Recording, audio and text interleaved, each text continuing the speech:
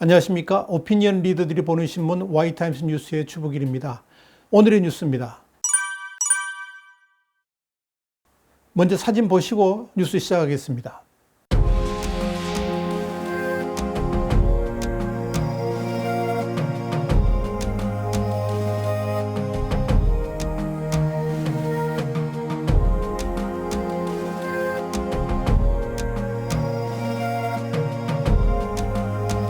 북한이 지난 7일 날 김정은 위원장 주재로 노동당 중앙위원회 제7기 제13차 정치국 회의를 열었다고 노동신문이 8일 날 보도를 했습니다.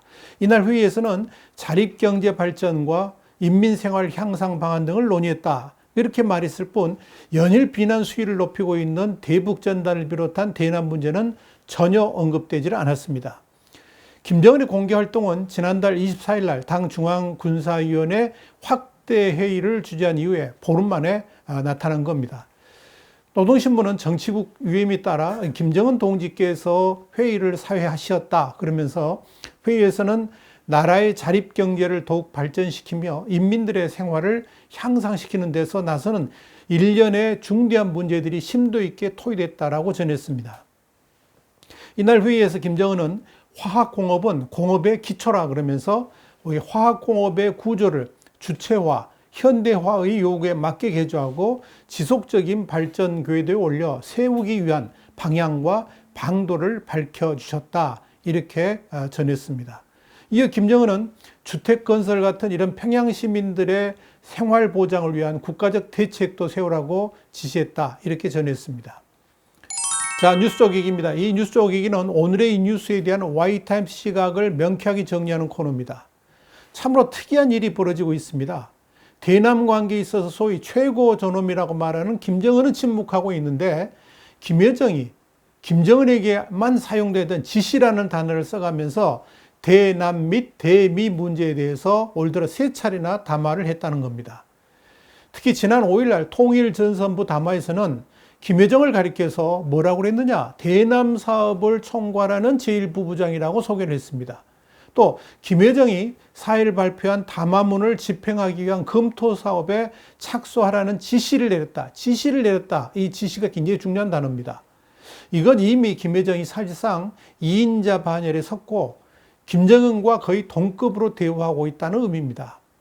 더더욱 의미심장한 것은 4일의 김여정 담화 이후에 곧바로 5일날 통일전선부에 김여정 담화를 옹이하는 성명이 이어졌고 이후에 북한 전역에서 김여정 담화를 따르는 군중 집회들이 이어지고 있다는 점입니다.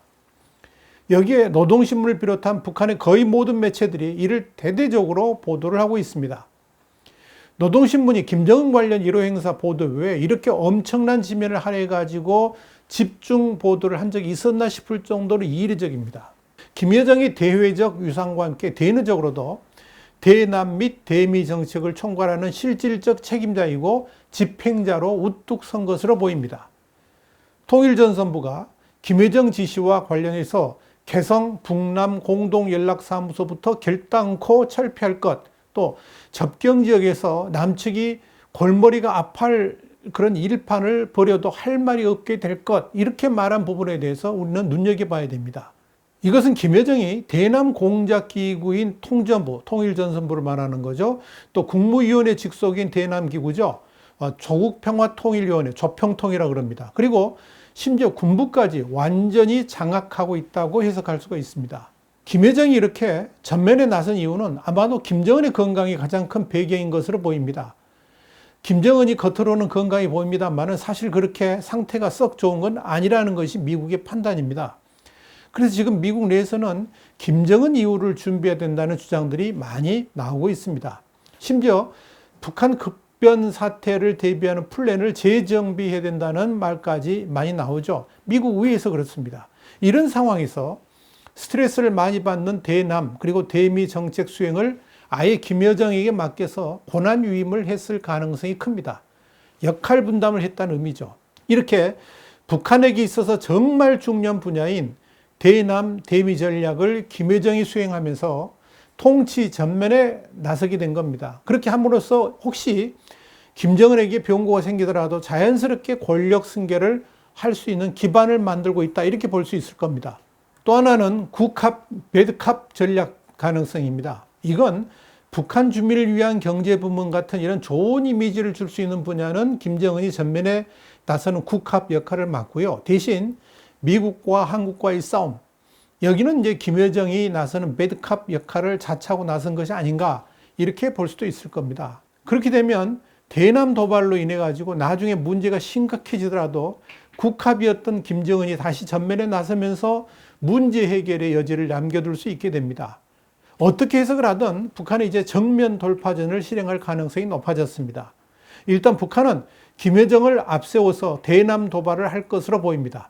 그 사이에 김정은은 북한 내부를 따독거리는 일, 특히 이 경제 분야에 집중해 가지고 현지 지도 등을 할 가능성이 아주 높다 이렇게 예상됩니다. 문제는 김정은이 아니라 김여정이 직접 전면에 나섬으로써 대남 도발의 강도는 더욱 매서워질 수 있다는 점입니다. 그리고 남쪽을 윽박지르듯 강경하게 나올 수 있을 겁니다. 이래저래 우리 국민들만 스트레스를 받게 됐습니다. 와이타임스 뉴스였습니다. 이어지는 뉴스 한 줄 평 꼭 보시기 바랍니다. 다음 시간에 더 핫한 뉴스로 여러분을 찾아뵙겠습니다. 감사합니다.